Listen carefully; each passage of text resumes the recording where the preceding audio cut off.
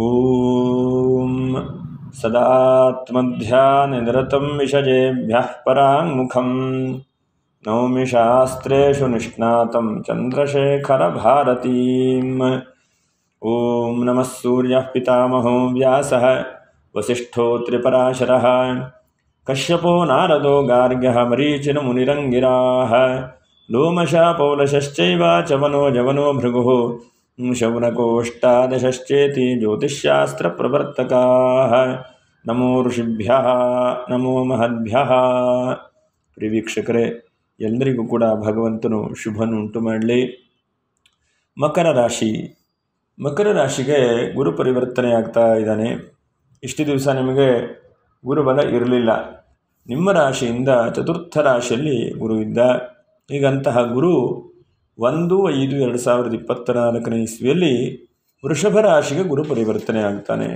ಅಂದರೆ ನಿಮಗೆ ಬಹಳ ಯೋಗ. ಪಂಚಮದಲ್ಲಿ ಗುರು ಬಂದರೆ ಬಹಳ ಉತ್ತಮವಾದಂತಹ ಫಲಿತಾಂಶ ಎಲ್ಲವನ್ನು ಕೂಡ ಗುರು ಅನುಗ್ರಹ ಮಾಡ್ತಾನೆ.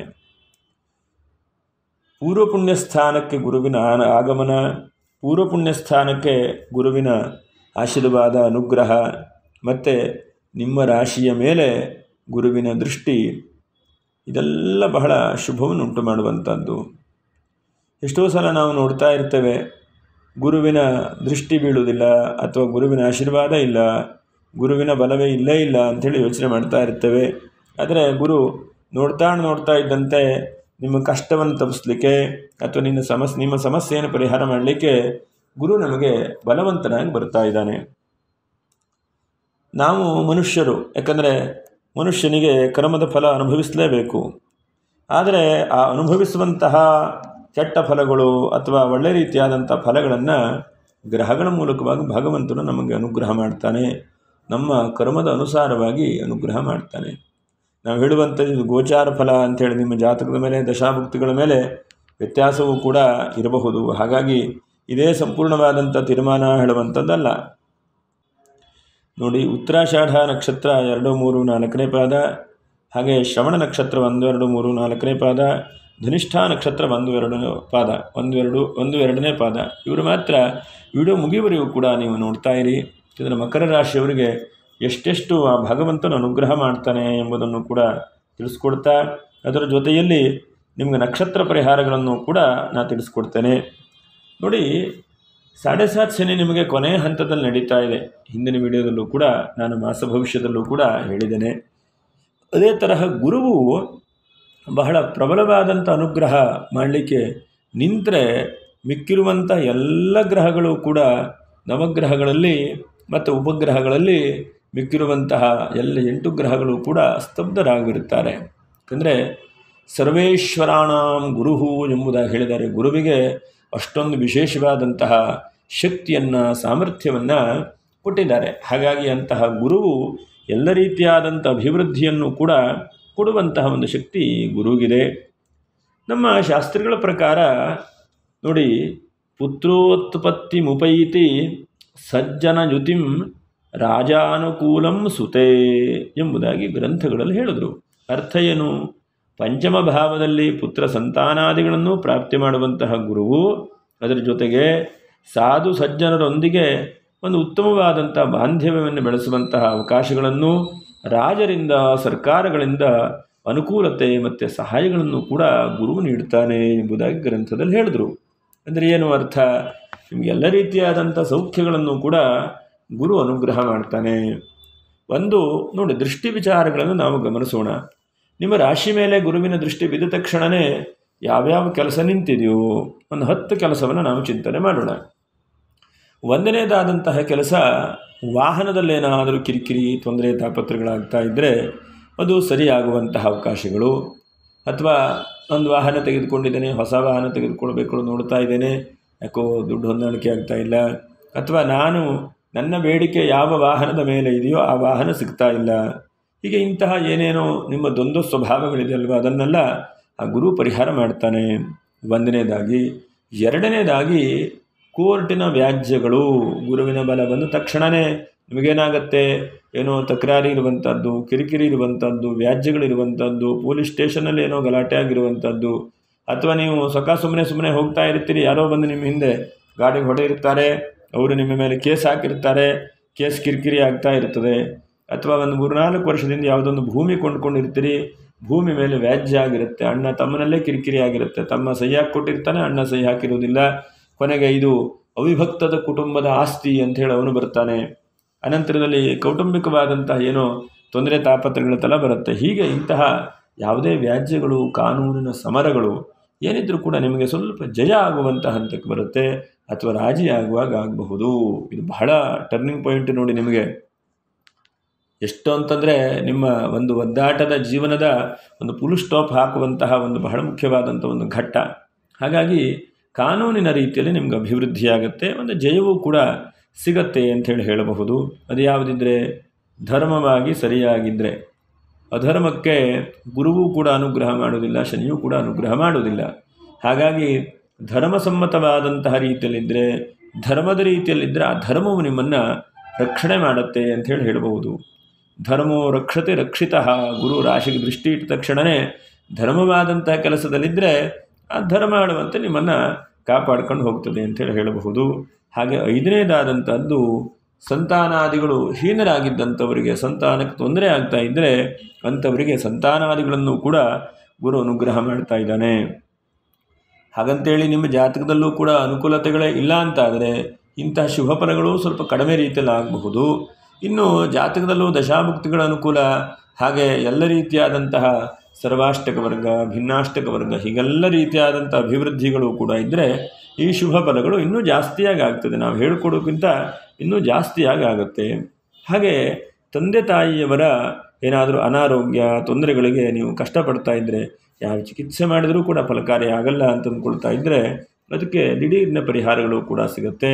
ಮತ್ತು ಬಹಳ ಜಾಸ್ತಿ ಬಡ್ಡಿಗೆ ದುಡ್ಡು ತಂದಿದ್ದೀರಿ, ಯಾರ ಹತ್ರ ಹೋಗಿದ್ದೀರಿ, ನಿಮಗೆ ಕೈಕಾಲು ಹಿಡ್ಕೊಂಡು ಕಷ್ಟ ಇದ್ದಾಗ ದುಡ್ಡು ತಂದಿದ್ದೀರಿ, ಆ ಸಮಯದಲ್ಲಿ ಯಾವುದೋ ಒಂದು ಬ್ಯಾಂಕಿಂದ ನಿಮಗೆ ಅವಕಾಶಗಳು, ಲೋನುಗಳು ಕೂಡ ಆಗುತ್ತೆ. ಆ ಸಾಲನ್ನು ಕೂಡ ತೀರಿಸ್ತೀರಿ.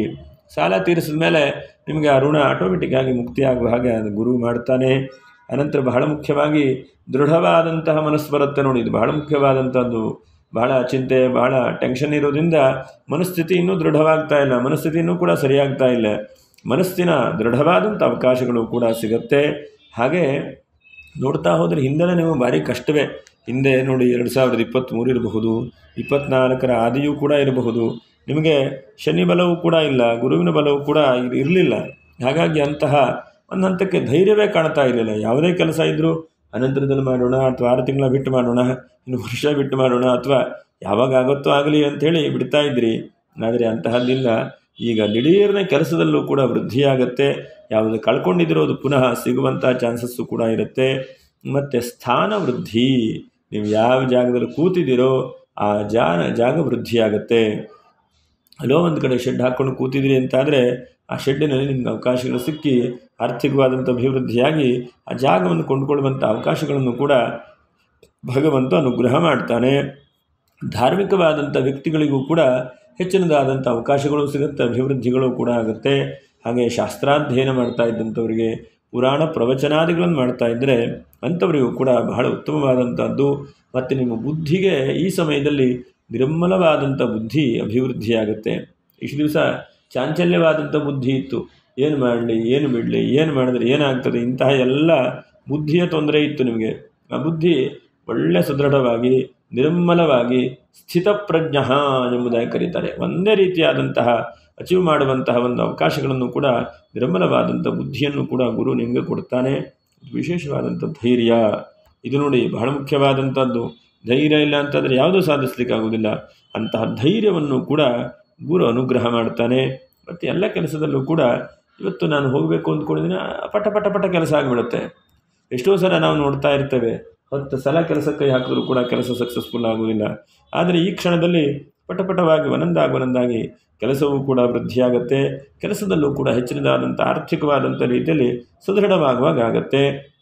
ಮತ್ತು ಧಾರ್ಮಿಕವಾದಂತಹ ಏನೋ ಒಂದು ಕೇಂದ್ರದಲ್ಲಿ ತೊಂದರೆ ಆಗಿದ್ದರೆ, ಅಥವಾ ಏನೋ ಎಲ್ಲ ಮಾಡ್ತಾ ಇದ್ದೇನಪ್ಪ, ಏನೋ ಪುನಃ ತೊಂದರೆ ಬರ್ತಾ ಇದೆ ಅಂತಂದರೆ ಆ ತೊಂದರೆ ಎಲ್ಲ ಸ್ವಲ್ಪ ದೂರ ಆಗುವ ಹಾಗೆ ಗುರುಗಳು ಭಗವಂತನು ಮಾಡ್ತಾನೆ.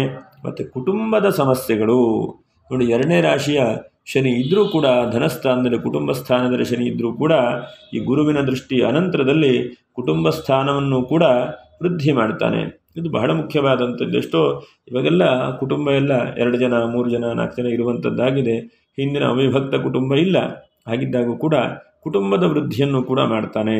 ಅಂದರೆ ಯಾರಿಗೋ ಮನಸ್ಸಿನಲ್ಲಿ ತೊಂದರೆ ಆಗಿದೆ, ಮನಸ್ಸು ನೋವಾಗಿದೆ, ತೊಂದರೆ ಆಗಿದೆ ಅಂತಂದರೆ ಆ ದೈವಾನುಗ್ರಹದಿಂದ ಹೇಗೋ ಒಂದು ಹೊಂದಾಣಿಕೆ ಆಗುವ ಹಾಗೆ ಆ ಭಗವಂತನು ನಡೆಸ್ತಾನೆ. ಧೈರ್ಯವಾಗಿ ಮುನ್ನುಗ್ಗುವಂತಹ ಯೋಗವನ್ನು ಆ ಗುರು ನಿಮಗೆ ಕೊಡ್ತಾನೆ. ಹಾಗೆಯೇ ಭಾಗ್ಯದ ದೃಷ್ಟಿಯನ್ನು ನಾವು ಗಮನಿಸ್ತಾ ಹೋದರೆ ಭಾಗ್ಯಕ್ಕೆ ಗುರುವಿನ ದೃಷ್ಟಿ ಬಹಳ ಶುಭವನ್ನು ಹೇಳುವಂಥದ್ದು. ಅದು ಕೂಡ ಬುಧನ ಮನೆ. ಹಾಗಾಗಿ ವಿದ್ಯಾರ್ಥಿ ಜೀವನದಲ್ಲಿ ಅಭಿವೃದ್ಧಿಯಾಗುವಂಥದ್ದು, ಮೆಡಿಕಲ್ ಏನೋ ಒಂದು ನಾನು ಓದಬೇಕು ಅಂತಿದ್ರೆ ಅದರಲ್ಲಿ ಅವಕಾಶಗಳಾಗುವಂಥದ್ದು. ಹಣಕಾಸುಗಳೇ ಇಲ್ಲ, CET ಎಕ್ಸಾಮಲ್ಲಿ ಪಾಸ್ ಆಗಲಿಲ್ಲ, ಸರಿಯಾದಂಥ ಮಾರ್ಕ್ಸೂ ಬರಲಿಲ್ಲ, ಏನು ಮಾಡಬೇಕಪ್ಪ ಅಂಥೇಳಿ ಚಿಂತೆ ಮಾಡ್ತಾ ಇದ್ದಂಥ ಸಂದರ್ಭಕ್ಕೆ ಎಲ್ಲೋ ಒಂದು ನಿಮ್ಮ ಆತ್ಮೀಯರು ಅಥವಾ ನಿಮ್ಮ ಸ್ನೇಹಿತರು ಗೊತ್ತಿದ್ದವರು ರಿಲೇಷನು ಎಲ್ಲೋ ಒಂದು ಹಂತಕ್ಕೆ ನಿಮ್ಗೆ ಹಣ ಕೊಡ್ತಾರೆ. ಆ ಹಣದಲ್ಲೂ ಕೂಡ ಅಭಿವೃದ್ಧಿ ಆಗುತ್ತೆ. ಅದು ಕೂಡ ಒಳ್ಳೆಯದಾದಂಥದ್ದು. ಭಾಗ್ಯವನ್ನು ಗುರು ನೋಡಲ್ಪಟ್ಟರೆ ಭಾಗ್ಯದ ವೃದ್ಧಿ, ಇದು ಬಹಳ ಉತ್ತಮವಾದಂಥದ್ದು. ನಿಮಗೆ ಅನಿಸ್ಬೋದು ಏನಪ್ಪ ಇವರು ಇಷ್ಟೆಲ್ಲ ಒಳ್ಳೇದು ಹೇಳ್ತಾ ಇದ್ದಾರೆ, ಇಂಥ ತೊಂದರೆಯಲ್ಲಿದ್ದೇನೆ ಅಂಥೇಳಿ. ಇದು 1-2 ದಿವಸಕ್ಕೆ ಆಗದೇ ಇರಬಹುದು. ಇದಕ್ಕೆ 1 ವರ್ಷದ ಅವಕಾಶಗಳು ಕೂಡ ಇರುತ್ತೆ. ನಿಧಾನವಾಗಿ ಆ ಭಾಗ್ಯಗಳನ್ನು ವೃದ್ಧಿ ಮಾಡ್ತಾನೆ. ಉದಾಹರಣೆಗೆ ಕಂಪ್ನಿಯಲ್ಲಿ ಆರ್ಥಿಕವಾದಂತಹ ಲಾಸ್ ಆಗಿದ್ದರೆ ಕಂಪ್ನಿ ವೃದ್ಧಿ ಮಾಡುವಂಥದ್ದು, ಒಂದು ಕಡೆಗೆಲ್ಲೋ ಪುಟ್ಟದಾದಂಥ ಅಂಗಡಿ ಮಾಡಿದರೆ ಮತ್ತೊಂದು ಬ್ರ್ಯಾಂಚ್ ಮಾಡುವಂಥದ್ದು, ಹೀಗೆ ಭಾಗ್ಯಕ್ಕೆ ಅವಕಾಶಗಳನ್ನು ಆ ಭಗವಂತನು ಅನುಗ್ರಹ ಮಾಡ್ತಾನೆ. ಶೈಕ್ಷಣಿಕ ಕ್ಷೇತ್ರದಲ್ಲಿರುವಂತಹ ಎಲ್ಲ ವ್ಯಕ್ತಿಗಳಿಗೂ ಕೂಡ ಹೆಚ್ಚಿನದಾದಂತಹ ಲಾಭಾಂಶಗಳನ್ನು ಕೂಡ ಭಗವಂತನು ದಯಪಾಲಿಸ್ತಾನೆ. ಹೀಗೆ ಎಲ್ಲ ರೀತಿಯಾದಂತಹ ವೃದ್ಧಿಯನ್ನು ನಾವು ನಿಮಗೆ ಹೇಳಬಹುದು. ಒಟ್ಟಿನಲ್ಲಿ ಮಕರ ರಾಶಿಯವರಿಗೆ ಅತ್ಯಂತ ಶುಭವಾದಂಥ ಫಲಗಳನ್ನು ಆ ಗುರು ನೀಡಲಿಕ್ಕಿದ್ದಾನೆ. ಹಾಗಾಗಿ ಇಂತಹ ಗುರುವಿನ ಆಶೀರ್ವಾದವಾಗಲಿ ಅನುಗ್ರಹ ಆಗಲಿ. ಇನ್ನು ನಕ್ಷತ್ರ ಪರಿಹಾರಗಳೇನಪ್ಪ ಅಂತಂದರೆ, ಉತ್ತರಾಷಾಢ ನಕ್ಷತ್ರ 2, 3, 4ನೇ ಪಾದ. ನೀವು ಎಷ್ಟು ಸಾಧ್ಯವಾಗುತ್ತೋ ಅಷ್ಟು ಲಕ್ಷ್ಮೀನಾರಾಯಣ ಹೃದಯ ಪಾರಾಯಣೆ ಎಂಬಂತಹದ್ದಿದೆ, ಅದನ್ನು ಶ್ರವಣ ಮಾಡಿ. ಅದರಿಂದ ಬಹಳ ಶುಭವಾಗುತ್ತೆ.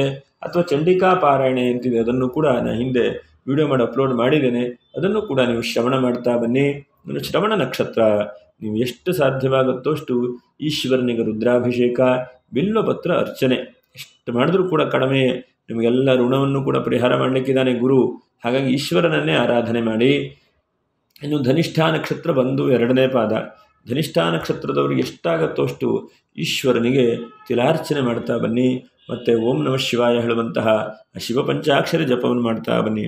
ಶಿವನ ಅನುಗ್ರಹ, ಶಿವನ ಆಶೀರ್ವಾದ ಹೇಳುವಂಥದ್ದು ಮಹತ್ತಾದಂಥದ್ದು, ಬಹಳ ದೊಡ್ಡದಾದಂಥದ್ದು. ಹಾಗಂತಹ ಶಿವನ ಆಶೀರ್ವಾದ ಅನುಗ್ರಹವಾಗಲಿ, ಮಂಗಲವಾಗಲಿ. ಯಾರು ಸಬ್ಸ್ಕ್ರೈಬ್ ಮಾಡಿಲ್ಲವೋ ವಿಡಿಯೋಕ್ಕಂಥವರು ಸಬ್ಸ್ಕ್ರೈಬ್ ಮಾಡಿ, ಒಂದು ಲೈಕನ್ನು ಮಾಡಿ, ಶೇರನ್ನು ಮಾಡಿ ಅಂತ ಹೇಳ್ತಾ ಮುಂದಿನ ವಿಡಿಯೋದಲ್ಲಿ ಭೇಟಿ ಮಾಡೋಣ.